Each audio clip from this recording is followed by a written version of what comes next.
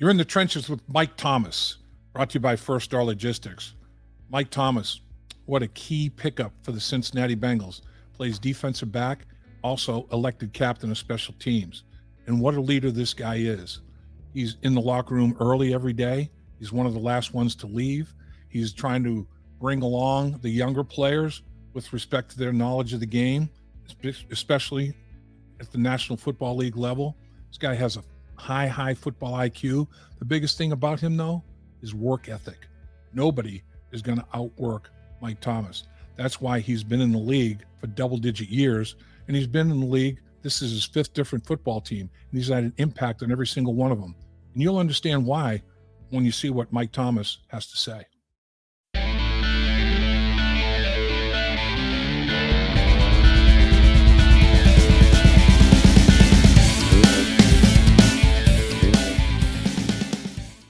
Appreciate you joining in the trenches with Dave Lapham, brought to you by First Star Logistics as always. And we come to you from our extraordinary studios at First Star Logistics. We have an extraordinary guest. This guy is not only a great football player, he is just one great guy. You're going to enjoy this. Mike Thomas, what's going on, my man? How's life? And what's going on, man? I'm doing well. How about you? I'm doing well, Been in the league a long time, Mike. You know what it takes to have a very successful career for a long period of time. What's the secret sauce? Yeah. What's the key to playing for as long as you've played at such a high level that you played? Yeah, one is a blessing, especially you went undrafted coming into this league. But the recipe has been the same since I came into the league, and that's just working hard, trying to outwork the next man. And then anytime I get an opportunity, I got to take advantage of it, right? And the third thing I'll say is just probably being a better teammate and a better person when I'm in the facility. And I think that's what makes coaches want to keep me around. That's what makes, my teammates, have respect for me, and my peers have respect for me. But definitely just being a guy who's trying to always outwork his opponent, always outwork the next man. And when I get my opportunities on the field, just try to take advantage of it, man. That's it. Well, the proof's in the pudding. You've been elected captain everywhere. I mean, every team you've been on, the players elect you as a captain. That speaks volumes to what you not only on the football field, but in the locker room. Oh yeah, no, definitely. I mean, that's the highest honor to me. I don't take that lightly at all. Like when it happened here, it was humbling, especially for somebody that should, I came in like mid-season last year, but the team embraced me. They embraced who I was as a person. They embraced who I was as a player and a leader. And for them to, have that much respect for me to, vote me a special teams captain, I mean, that I almost got emotional when they announced it, man. So like it's truly a blessing. It's one of the highest honors I could ever have, and testament to me just being authentic every single day and trying to serve my teammates, man. Trying to serve in the locker room. That's it. So you're the epitome of a student athlete. You went to Stanford. You have to be have something upstairs here to go to Stanford, and you did, and that's where you played. Take us back even earlier. Take us back to your high school athletic career. Were you a guy that played a ton of sports, Mike? Was it football all the time? What was your deal in high school? Oh, nah, man, Dave, I'll say this, man. I grew up with 3 older sisters and a little niece that stayed with us, man. I was trying to play as many sports as possible. Shoot, I'll go to chess club if I could. I just did not want to be in the house, man. I was doing everything. Basketball, baseball was the first sport I ever played. That was my true love, my first love when it comes to sports. But, yeah, I ran track, played a little tennis and soccer. So, yeah, I did it all, man. So in those formative years, was there an individual, was there a guy that was the beacon of light for you that kind of, showed you the way as such? Oh, no, definitely. I mean, like early on, like before high school, I definitely got to credit that to my dad. Like putting the baseball and glove in my hand, showing me all the old school football videos. I'm talking about Broadway Joe. I guess Baltimore Colts had just, they were still the Baltimore Colts at that time. Yep. Johnny Unitas, showing me all those old school films. And that's when I fell in love with it. But then I'll say by the time I got to high school, I had a mentor who was my quarterback's coach. I played quarterback in high school. And he still texts me every game day, every week. Charles Nichols, he was my quarterback's coach, turned mentor for my whole college and pro career. And now even like a big brother. Like he helped mold me. He helped, you know, cultivate me and try to turn me to the man I am today, especially when it comes to sports and my mindset on game day, sports and how I live, you know, carry myself off the field. I got to give him a lot of credit to that, man. There's no doubt he did one heck of a job. So you advanced from the high school ranks to Stanford. Why Stanford, Mike? What was it about Stanford that appealed to you? One, man, I still remember the first time, you know, Stanford, I guess, came into the picture in my recruitment. I just saw like an article on Yahoo or something like that at the time, not even Google, Yahoo, that Jim Harbaugh had became the new head coach of Stanford, and it was just on the front page. So I asked my dad about him, and I was like, "Yeah, man, who's this coach that's on front page?" And he was like, "Yeah, man, like he played quarterback in the league, I think for the Bears, Colts or something like that. Yeah, he was a fiery guy and fiery coach or something like that. So that's a good hire for old Stanford." And I kid you not, Dave, maybe 5-10 minutes later, I get a text on my phone, Wow. and it's from somebody with a 650 area code, Palo Alto, saying, "Hey, Michael, introducing myself as Coach Harbaugh. A lot of other teams might want you, but we need you." And Wow. from that moment on, I'm like, "Yo, hold on, what is Stanford?" I thought it was Ivy League, Dave. I thought it was somewhere on the East Coast and stuff like that. And just checked into it. And once I realized what type of institution it was, the weight of what getting a degree from an institution like that would carry. Took my unofficial visit out there that summer and fell in love with the scenery, the mountain views in the background. It just felt like I would go off to college in that campus. I knew if I got in, that's where I was going to go. I wasn't originally thinking about going to a school like that. That wasn't the plan.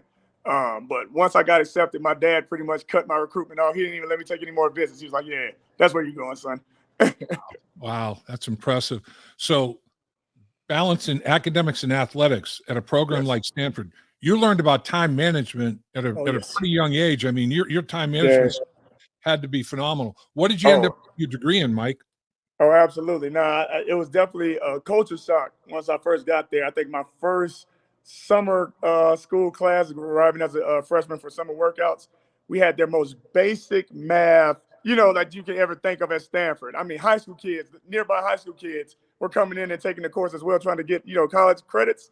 Right. And I realized very quickly that, oh, this is Stanford. This is not, you know, these kids didn't go to the same high school I came from. I'm gonna have to work hard. I'm gonna have to work hard to survive, let alone have success. You have to work hard to survive. And it was great. It was a great learning lesson for me. I played as a true freshman.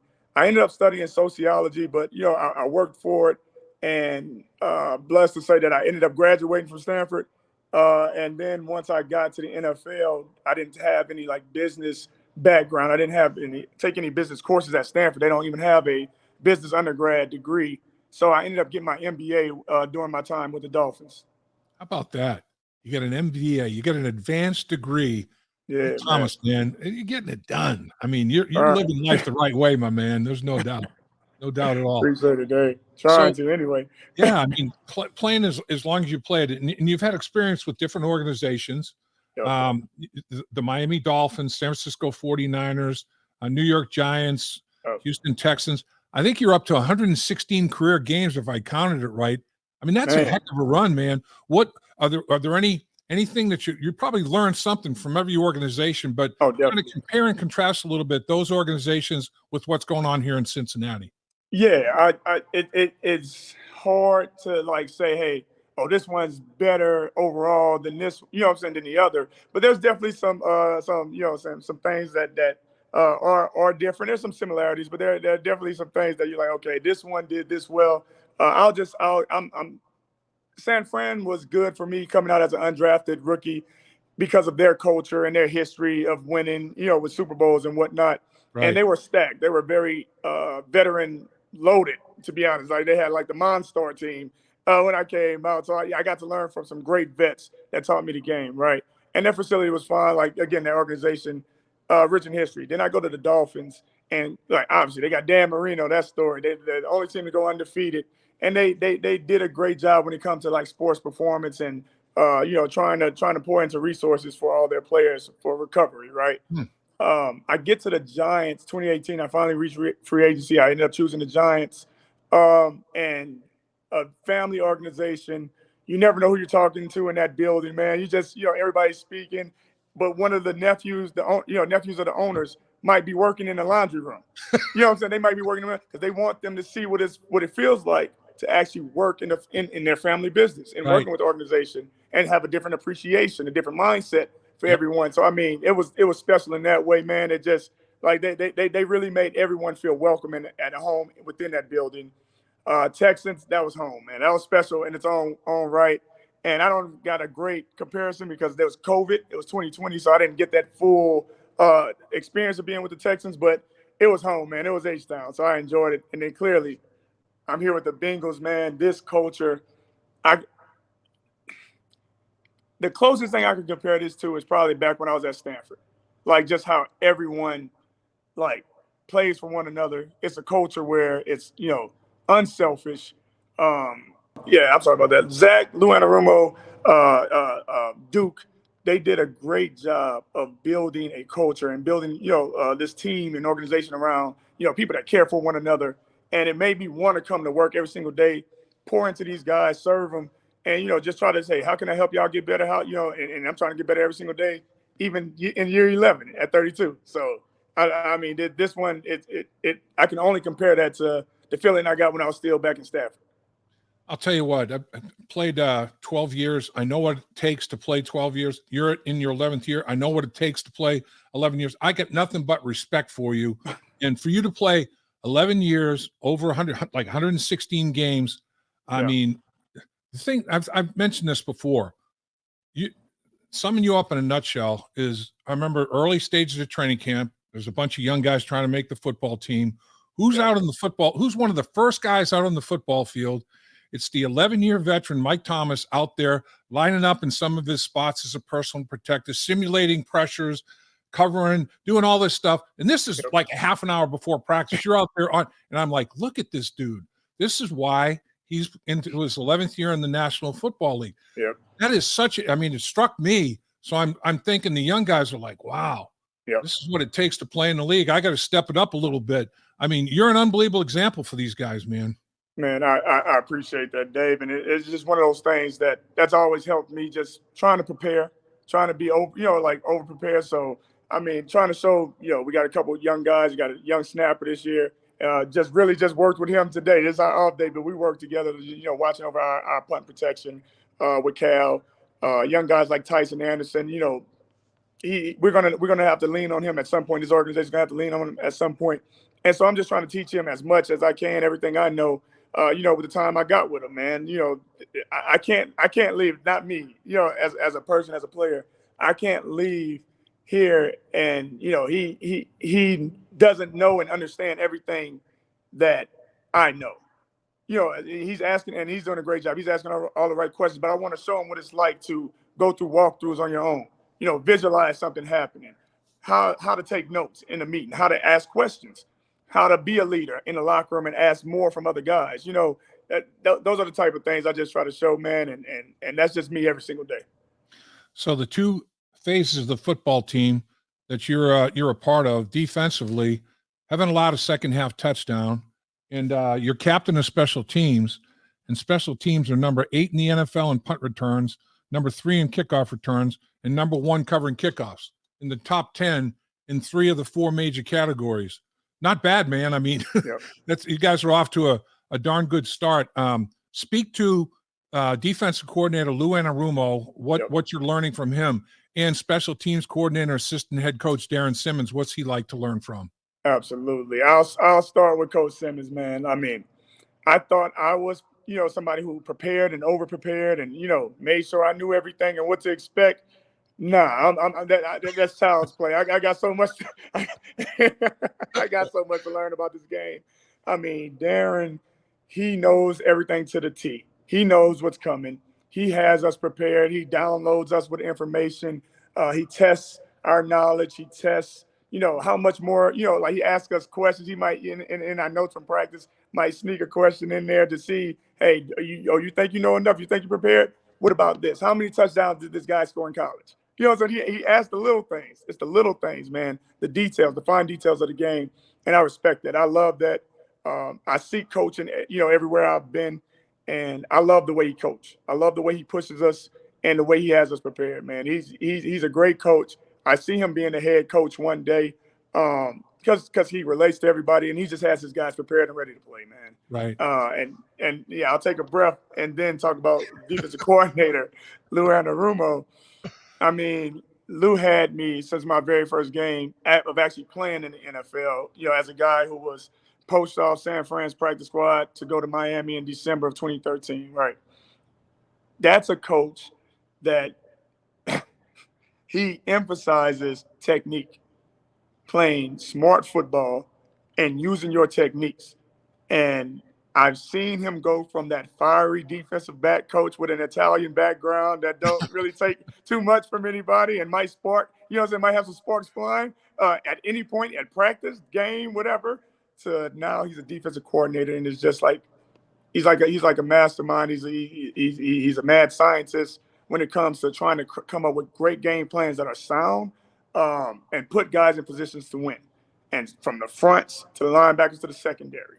I mean, I joke with guys when I first got here. Y'all don't, what I'm saying? Y'all getting Lou light. Y'all don't know the real Lou because his demeanor and his approach is a whole lot different than how it was when I was in Miami with him.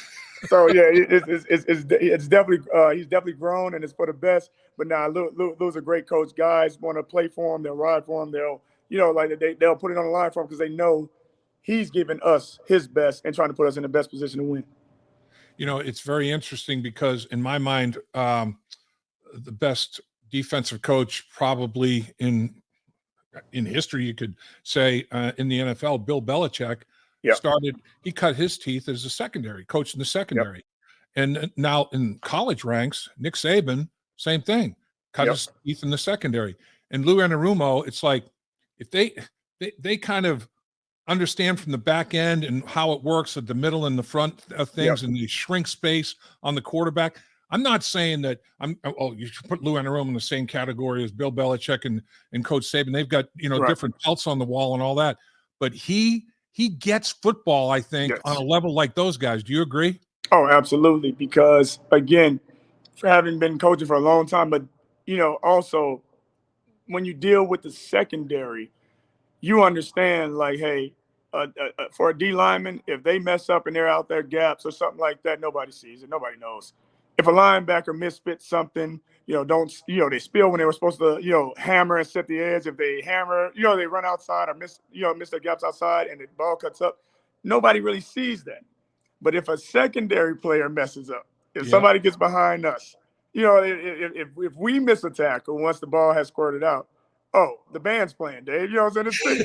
So you know what I'm saying? So when you understand it from that perspective, you constantly put everybody in positions to win, but you're going to ensure that your secondary, your last line of defense, is in premium positions to to win. And and you're trying to take away their best guys. You're trying to make sure our guys are available are able to have success because we know we can't mess up. We can't afford to mess up in the back end. And I think when you have that mindset, it allows you to be a little bit more creative up front too, to help those guys, be aggressive and make plays. So I think it all works together. I think Lou having that perspective helps him. I think he's a great defensive coordinator, man, and it's been working well for the Bengals and our defense. Yeah, it's I'll tell you, the defense has been extraordinary. And 6 games in to an NFL schedule, we're talking National Football League now, to not have a touchdown scored on you in the second half, 6 weeks into a season is really extraordinary. I mean, there are no two ways about it. And here's you just came off a victory against the football team in the Saints that they were converting 80% of the time in the red zone. They're converting to touchdowns. You guys hold them to 1 of 5. You hold them to 20%. You just kind of flip the script on them. What is it about this football team, particularly when it, get in the red zone, low red zone, man, you guys buckled down. Yeah, I think it's something that Lou emphasizes. Every single player, every single coach, we emphasize on this side of the ball, we don't want to give up anything, right? We don't want to give up 100 rushing yards. We don't want to give up 250, 300 passing yards. But at the end of the day, we all understand yards do not equal points. So if they do happen to get in the red zone by any means, like shoot, even if they started there because of unfortunately a long return or a turnover, whatever, we can't give up a touchdown. We got to hold them to 3. And with everybody to play at a high level, that allows us to have success because if they're kicking field goals instead of scoring touchdowns, that gives us a chance to win the game. No doubt. The game, this past game against the Saints, in my mind, was won on third down. Going into the game, the Saints were allowing less than 30% conversion rate on third down, 3 out of 10. Offensively, the Bengals converted 6 out of 10. They doubled it up. They 60%. And then in the red zone, what you guys did in the red zone as a football team, offense goes 3 for 3 in the red zone, and the Saints weren't allowing that kind of conversion rate. The Saints were second best in the NFL in red zone touchdown percentage defensively. Offense goes 3 for 3. They're converting 80%, like I said, defense. You guys hold them to 1 for 5. In 5 red zone opportunities, they scored 19 points. In 3 red zone opportunities, 2 less possessions, scored 21 points. You outscored them by 2, with 2 less possessions. In my mind, that was a football game, right? Absolutely. I mean, Dave, you just broke it down. I was gonna say I don't have anything, more to add to that. But that definitely told the tale. And I think our offense, they were able to execute at the level that they wanted to. And that's great thing about this team, man. We all play for one another. We lean on one another. We're still, working to have that perfect complementary game where, special teams puts us in great field position all night. Defense, gets 3 and outs. We got them backed up. Then offense going put it in the end zone. So we're all working together. We're leaning on each other when one side might not, be playing as well in the game. And that's just a sign of our testament to the culture that Zach Taylor, Lou Anarumo, Darren Simmons, Brian Callahan that they've developed for this team. The Saints did get out for 228 rushing yards, and they had 99 of those yards on 3 consecutive carries. Yes. A 44-yard touchdown. They get outside to the right. They had a 28-yard run to the left. And between the tackles, Hill went for 31 on 3 straight plays. Now, there's different reasons probably for all of them.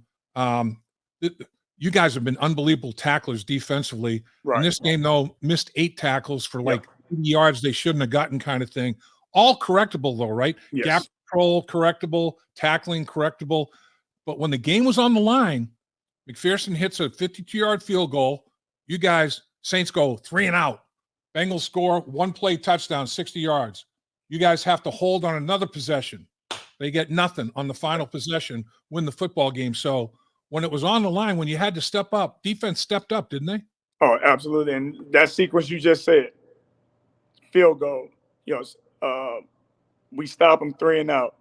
Special teams gets them to shank the punt. We score the next play. Right. Now, that's the complimentary football. Like you said, we did it down the line. Right. But we want to do that all game. We're still working so we can have that consistently, way more consistently. And to your point, man, when we needed it the most, our defense found a way to finish. And that's really been the thing. Our offense, great by them, getting it across the line, scoring touchdowns instead of kicking field goals for the most part of the game.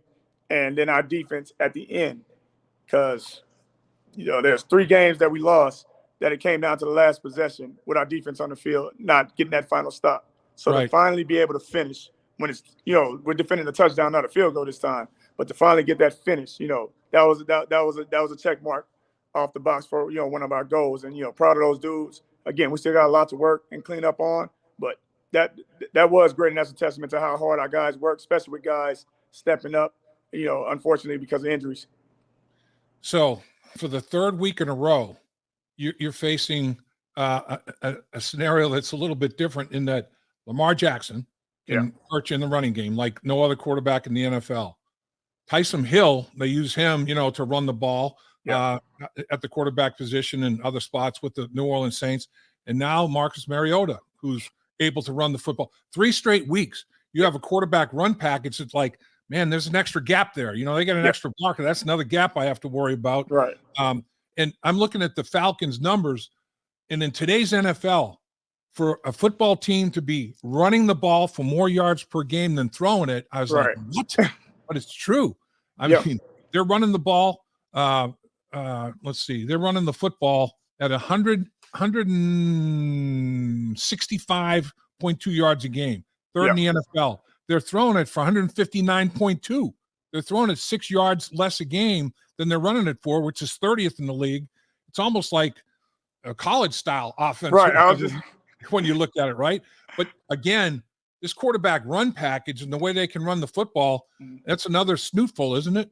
Oh, absolutely. Yeah, no, man. I mean, you just described it. When you have quarterbacks running it and there's not a scramble, it's design runs.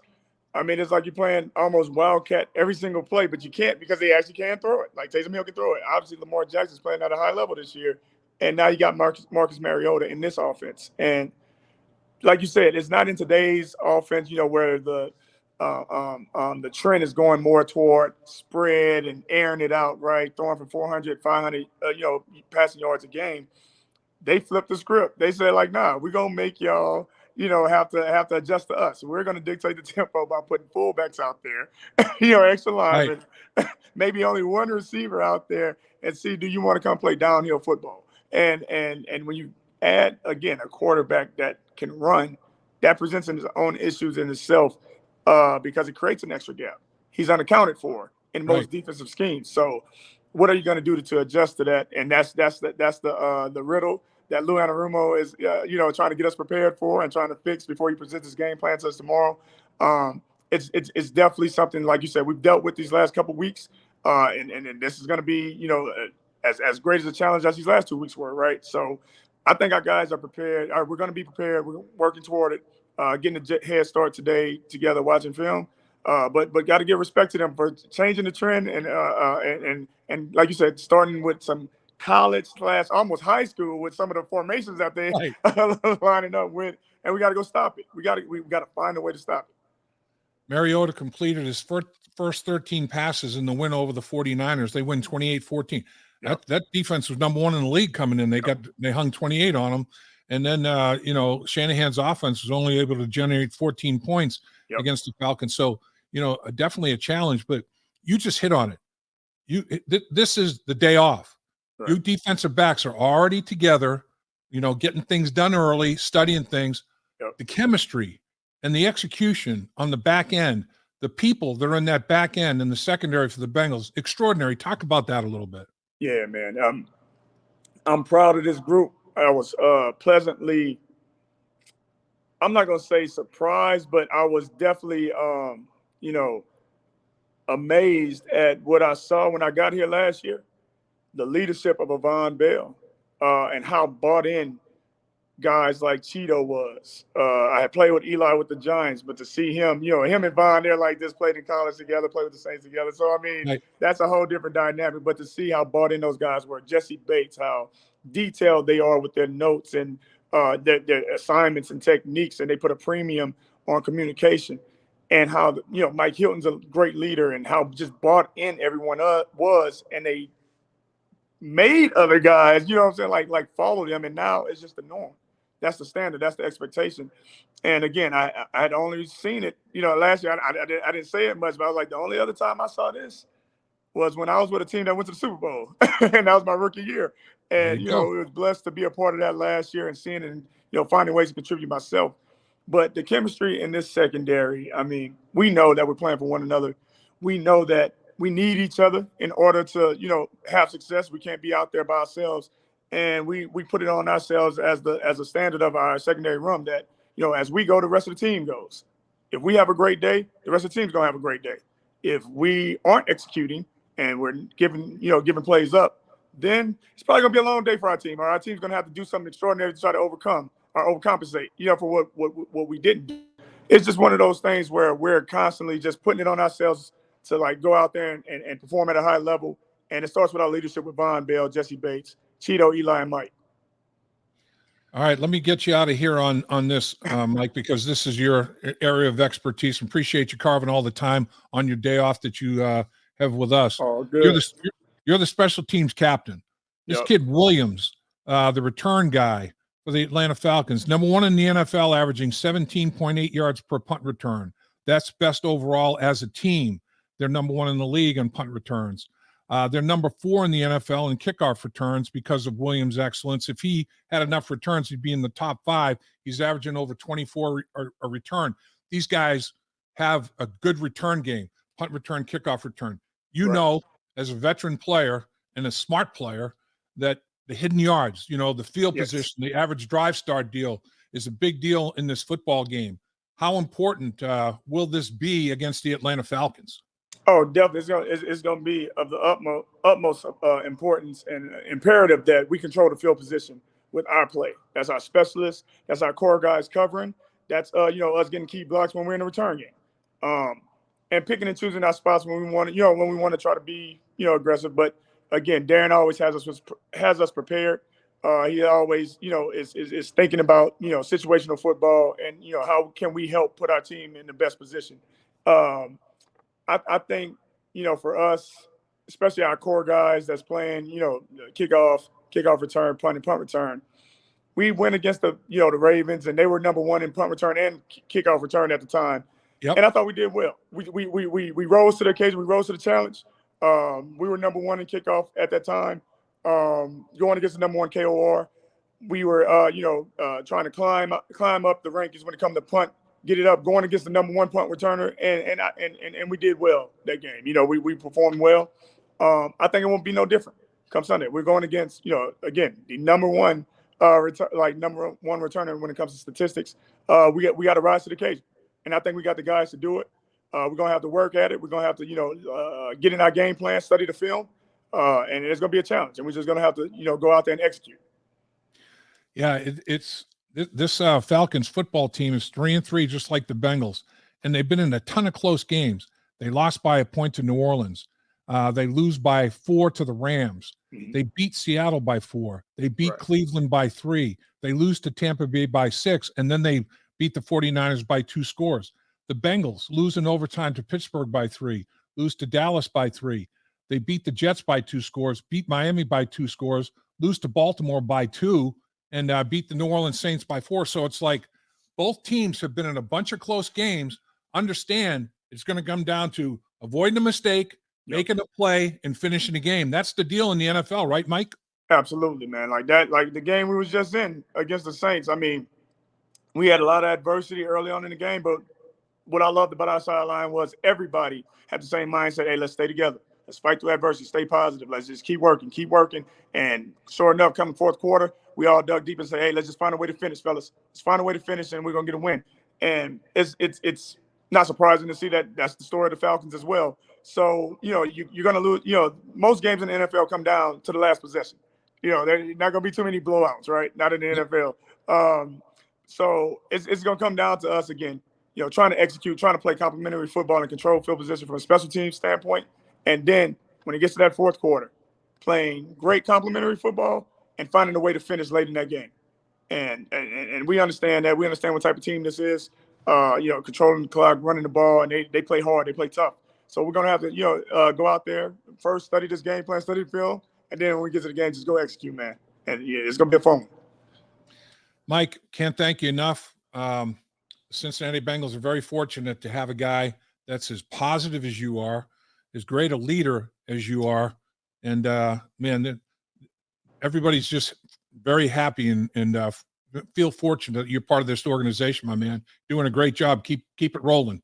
No, I appreciate you, man. And thank you so much for having me, man. Just want to continue to serve my men. That's it. Let's go get this win. You're doing it as well as anybody can. You're the best. Thanks, Mike. Have a great one. Thank you. You too. At First Star Logistics, we're a very strict company that really puts the pressure on our employees.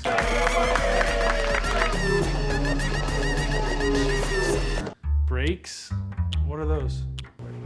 That's what I'm talking about, Icky. Get the body right, then the mind's right. Gotta get that body right. That's right. Yes, sir.